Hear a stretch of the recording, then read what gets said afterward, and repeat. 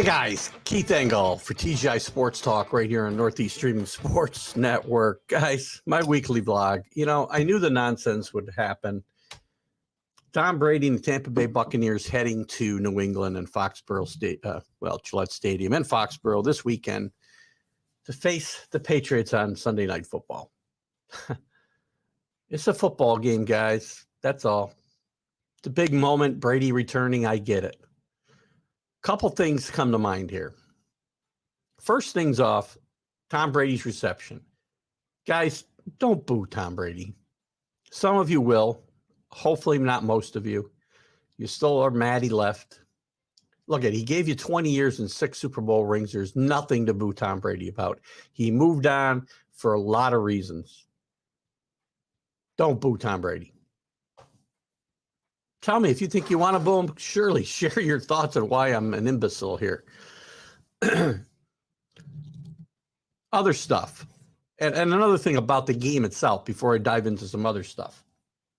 The game itself isn't Brady against Mac Jones. Mac Jones is a rookie quarterback with 3 games under his belt who has a horrible offensive line right now and is being asked to do about what Tom Brady was asked to do in year 2001. Not Tom Brady circa 2007. Okay? Let's get that straight. Now, this Belichick, is this Belichick versus Brady? Well, sure it is, just like it's any head coach and defensive coach against the opposing quarterback. Do they have a grudge to settle? Maybe so. Who cares? It's football. All we want to do is sell newspapers, and now we've got the stories because ESPN reporter, oh gosh, ESPN, there's a shock that ESPN is going to bash the Patriots, right?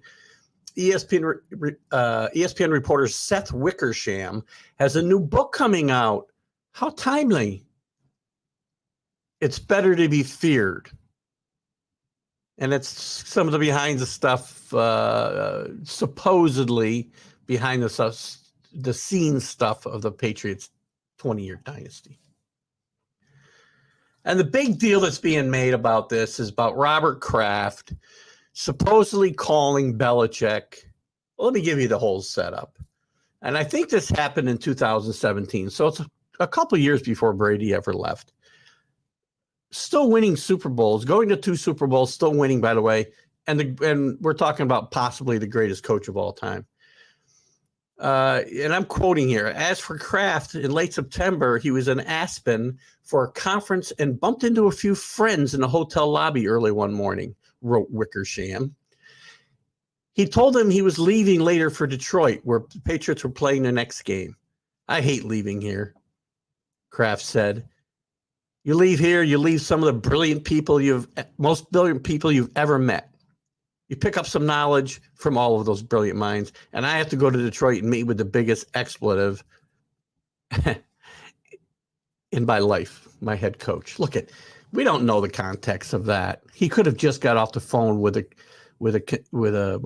contentious phone call with Bill Belichick.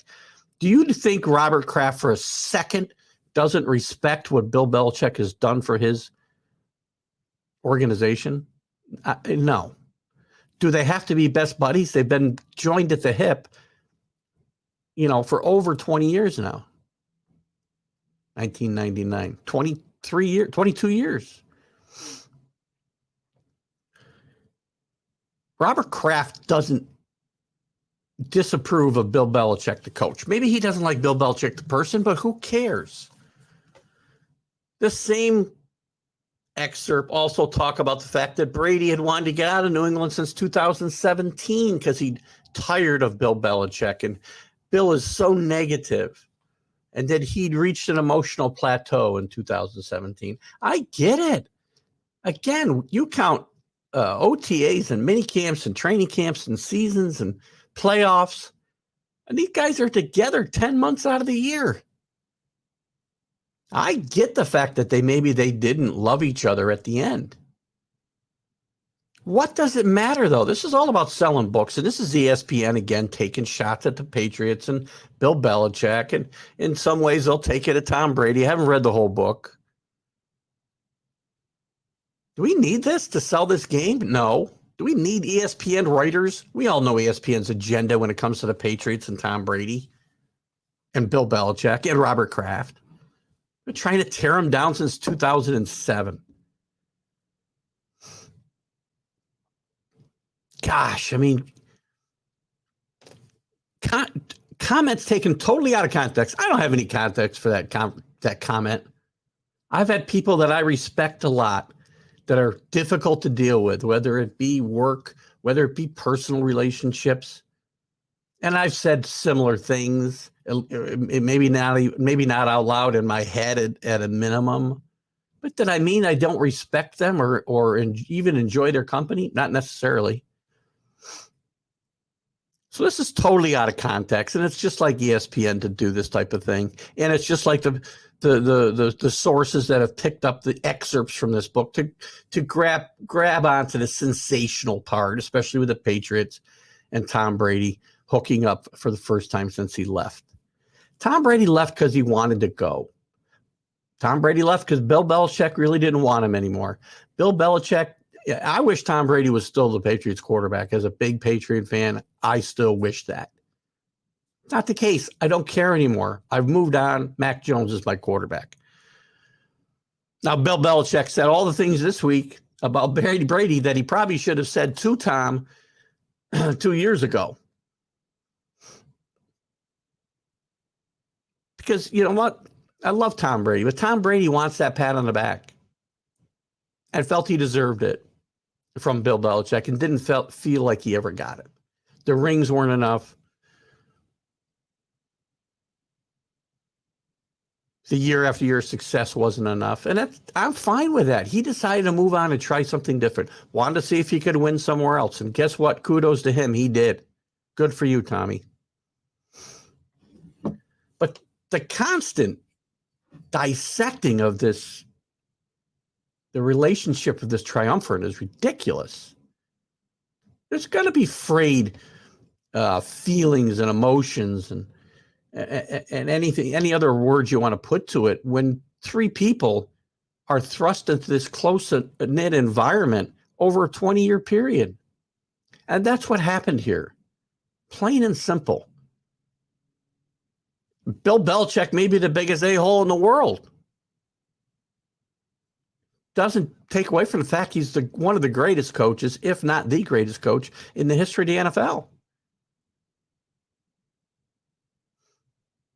So again, when a book comes out from anybody that connected to ESPN, you know that they're going to spin this whole thing in a negative light.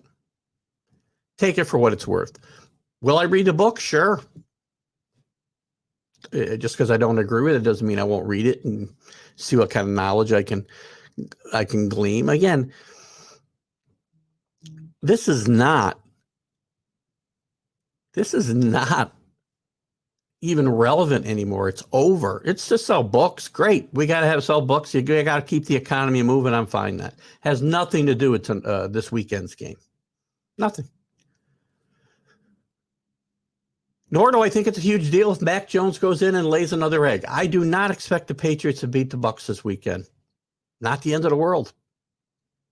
I said all along this will be a little. There'll be some bumps in the road early in this season for both the team and Mac Jones. This could be a big bump. I don't know. Last week was a big bump, but it wasn't all on Mac Jones. The offensive line didn't protect him. He was harassed nearly every single snap. Why the Patriots didn't try to run the ball, I don't know. But again, if they lose this game, it's not the end of the world. Again, I said there'd be some speed bumps and shaky moments for the team and for the quarterback early in the season, and they will get better and better and better. They'll be in contention for the playoffs at the end of the season, and they'll be a tough team to play in the playoffs, if not before. So tell me what you think about this whole thing, guys. Number one, you're going to boo Brady? You're going to cheer Brady. Brady, there's nothing to boo Tom Brady for. Any player who's given what he's given to this organization, and also, by the way, Aaron Rodgers restructured his contract year after year so he could get the team better around him.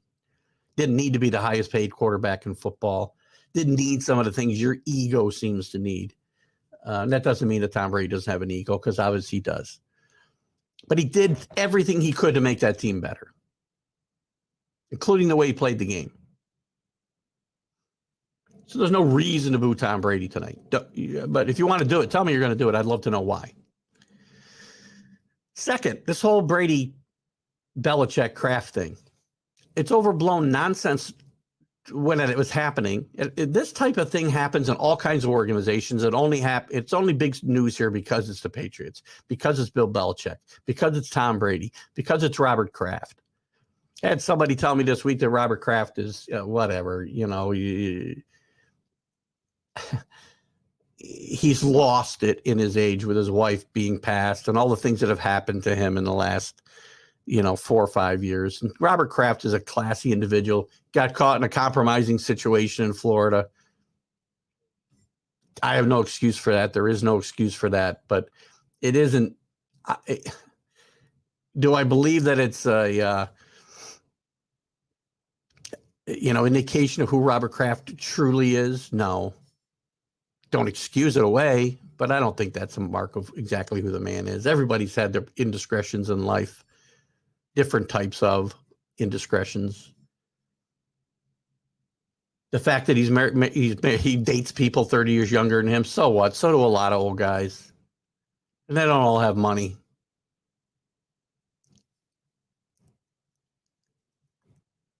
This is a big game this weekend. It's going to be a lot of fun. We don't need all the nonsense around it. It'll take place. We don't have to build up drama for this game. There's enough drama already. We already know the stories. We know the players. We know the things that happened and went down. We don't have to enhance them. Are you really telling me anything new when you tell me that at some point in time, Robert Kraft had a derogatory mark about Bill Belichick? No, that's not new news. But it also doesn't take away from the fact that I guarantee you Robert Kraft respects Bill Belichick and what he can give to a football team as their head football coach and what he's done for this organization.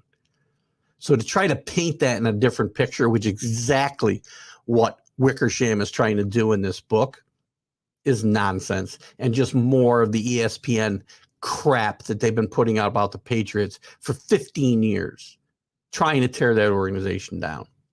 Hope you disagree with me. I hope you Patriot haters will reach out and tell me why I'm wrong. And I hope you Patriot lovers either agree with me or you can disagree with me as well. You might be mad at Tom Brady. You might be mad at Bill Belichick. But let me tell you this as I close out. The reason the Patriots were successful was because of Bob Kraft, Bill Belichick, Tom Brady. There was a lot of pieces around them over that 20 years, but they're the three constants during that 20 years. And they could not have done it the way they did it without all three of them, in my mind. The reason they split is also because of the three of them. Brady's being burned out emotionally, dealing with Belichick day after day. The way Belichick approaches and treated Tom Brady like everybody else, God forbid. And Kraft and Belichick butting heads about Brady.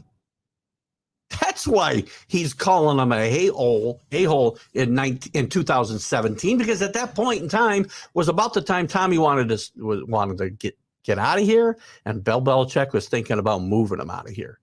So everybody deserves some of the blame, and none of this is new. None of this is new. So let's play the game Sunday. Let's enjoy it. Let's not judge Mac Jones about how he compares this week against Tom Brady. Let's look at Mac Jones after 20 plus years and see where his career stands then. Tell me what you think. You agree, you disagree? Keith Engel, TGI Sports Talk. Enjoy the game Sunday night. I know I will. It's going to be fun. Maybe the Patriots can shock the world.